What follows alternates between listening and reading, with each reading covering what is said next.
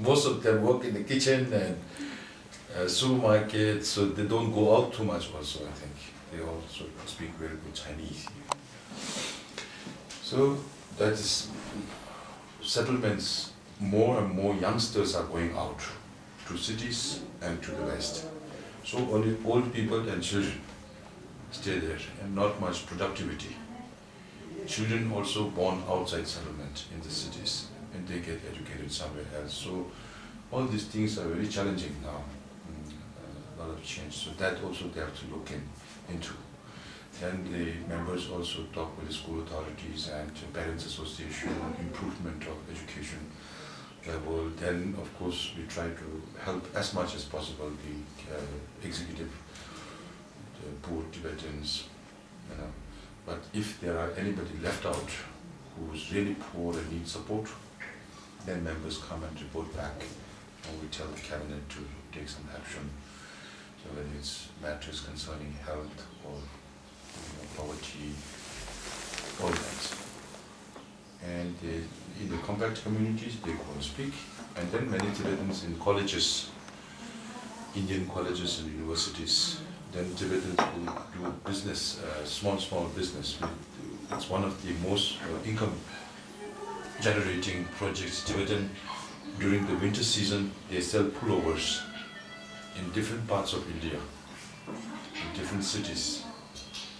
So during winter, members go to cities, to colleges, to sweater selling communities, and then again do the same thing. So pretty well networked. Of course, members cannot promise too many things because we don't have revenue.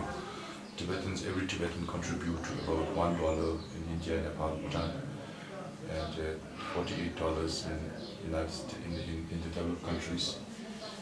And those who have job give another $50 more in 1 year, so $98, $100, let's say.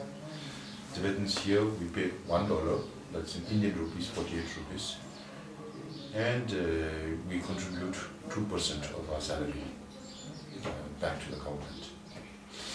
So that is roughly about 8% of the total expenditure, and the rest comes from different sources. If it's only one source, it's very easy for Chinese government to strangle our financial resource. Since it's coming from so many different sources, it's impossible for Chinese government to stop that. Two questions. One is, what's the most difficult issue for you to solve in your position? Number two is, in your opinion, what's the future of Tibet? You think more likely to be independent or more likely to be high, autonomy? It's autonomy for Tibet. Yeah.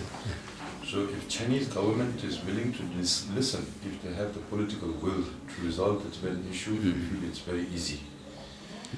When Dalai Lama is living, Dalai Lama also promised that if Tibet gets autonomy, genuine autonomy, not only in name but also in practice, then His Holiness himself will tell people that this is the best arrangement.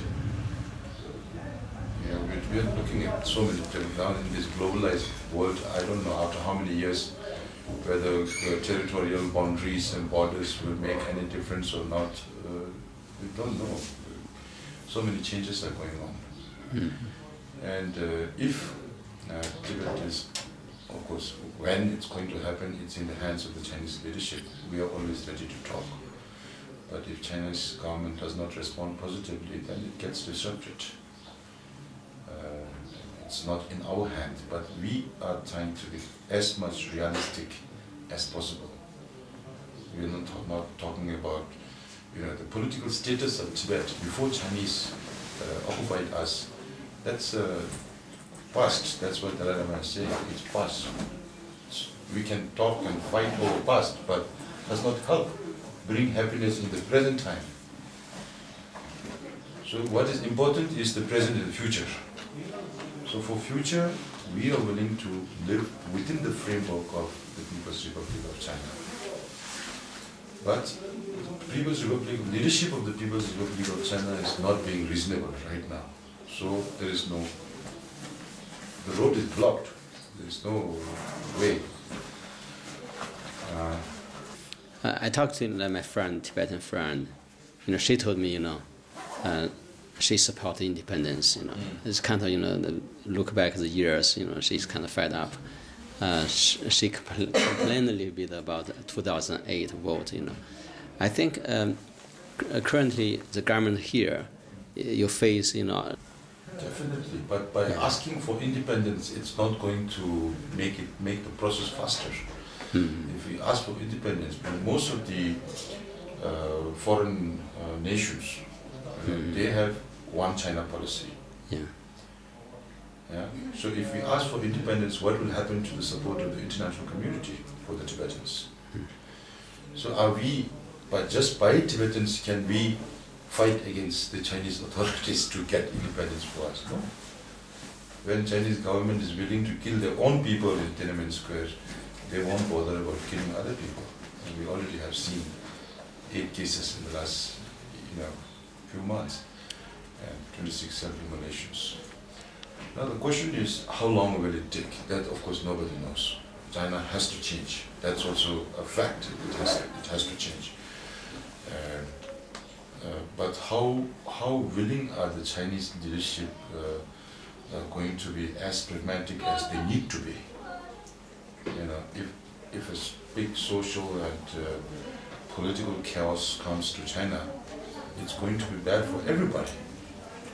And it's going to have a lot of ramifications internationally, including economic. So many investment in China, but there is political problems, social unrest. It's going to be a huge problem for everybody in that sense. So the best thing is for the present leadership to democratize China slowly. Not like what they are doing to Tibetan nomads, bring 10, 100 families and put it somewhere. Not those kind of social engineering, but a gradual shift, give more freedom, at least free flow of information, and then elections. Those kind of things, if they slowly do it, they will also gain respect among the Chinese people and internationally also. And this change has to inevitably come. It cannot be stopped. Now, if we have to stay out, or like this situation, present situation in Tibet for next 30 years, 40 years, then it's become very difficult. As I mentioned day before yesterday, we will have Tibet towns in Tibet, overpopulated by Chinese. Just like you have Chinatowns everywhere in the world. So that will be very sad. Because we feel that we have a culture that can contribute.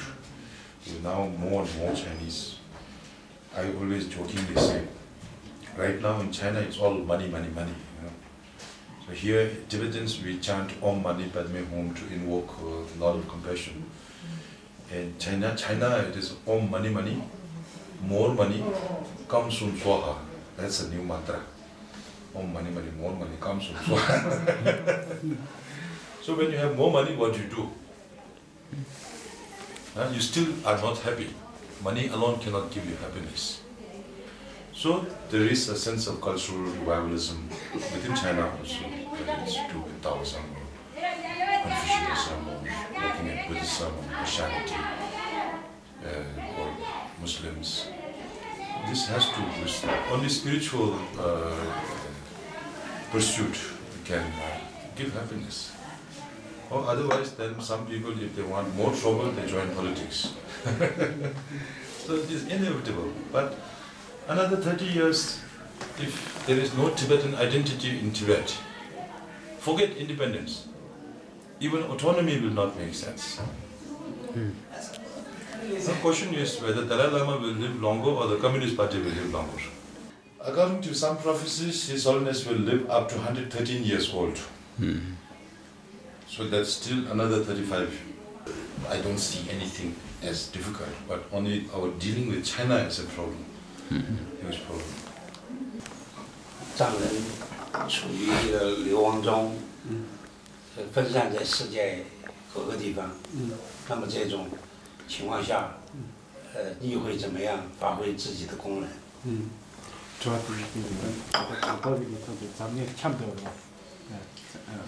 실로 아니 진짜군요. 그런 거 진짜 코로나 니와 요즘이 가르치 니와디 뭐하 배치티도 그래서 미토도 아주 가주 투두직 그냥 아주 심해는 지혜를 두고요. 아무래도 그거를 야간 나올리는 단위에 대신에 지도주 사고에 제시하여 참으로 잡주어 봐. 유럽 나이네 유럽 지도 미디 갱키고 전주 숨지 가서 전주 숨지어를 근데 균이 지도를 아주 그什么냐 표시소가 소소치야 아주 당시지야 是这样，那他刚才讲到的印度的情况，就是每个医院它会分，它要负责一块定居点什么这样的。每个医院医院都有分额，它具体的去负责哪一块地，哪一片，这样。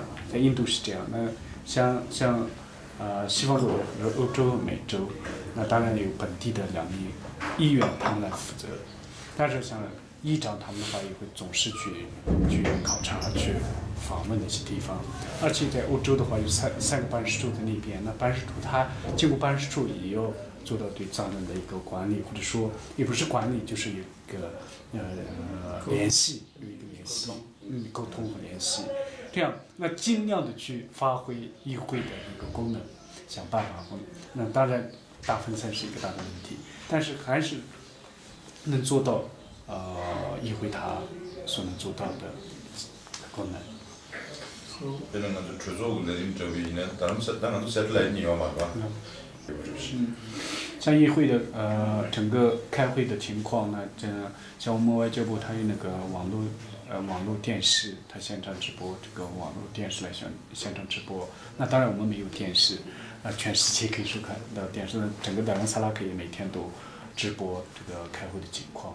然后各定居点它当天的光碟做好以后，马上发到它不进行编辑，就直接整个会场的情况全部发到各定居点，让民众去看。当然用这种方式，媒体的方式也尽量做到，再远的藏人也基本上能看到，或者只要你去找的话，你可以在什么地方都可以听到或者看到这边的议会开会的状况或者议会的一些活动的情况，基本上还是这样。Thank you.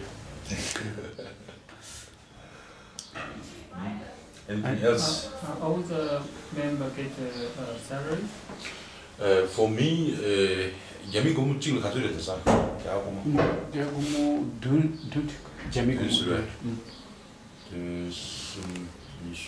무슨 있지? 야미 고무 가져야 돼서. 야미 고무 찍도나. 먼저 된동 사료라. 약을 된동.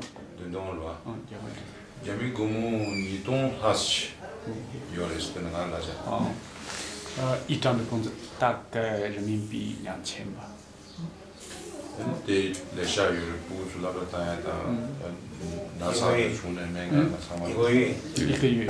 So what about other members? Very small difference. The highest pay Supreme Justice Commissioner, he gets 100 rupees more than me. 100 rupees. And next to me is the Prime Minister. Prime Minister gets 90 rupees less than me. So each position, very minimal, very small difference. But 44 MPs all get salary. Yeah, other members, because there are several ranks between me, my position, and the ordinary members, so difference could be maybe 300, 400 Indian rupees. But other members who don't work here, they get only 2,000 rupees in 1 month. Oh, okay. Because everybody is doing something. Okay. But then we don't come here to work for money. Yeah, sure. I can go anywhere to make money, but here it's a cause, a movement that has to be kept alive. So that's important. Yeah.